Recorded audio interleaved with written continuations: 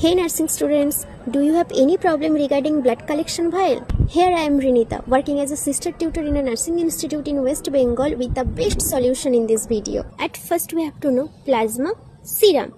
Plasma হলো রক্তের তরল অংশ যেখানে রক্তের কোষগুলো ভাসমান অবস্থায় থাকে এবং এতে ফাইব্রিনোজেনও থাকে। সিরাম হলো জমাট বাঁধা রক্তের তরল অংশ যেখান থেকে ফাইব্রিনোজেন আলাদা হয়ে গেছে। ব্লাড কালেকশন টিউবের তিনটে ভাগ আছে।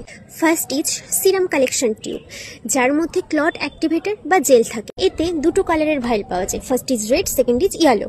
এর মধ্যে কোনো অ্যান্টিকোয়াগুলেন্ট নেই, ন্যাচারালি ক্লট হয় এবং এলএফটি, আরএফটি, সেরোলজি, হরমোন টেস্টে ইউজ করা হয়।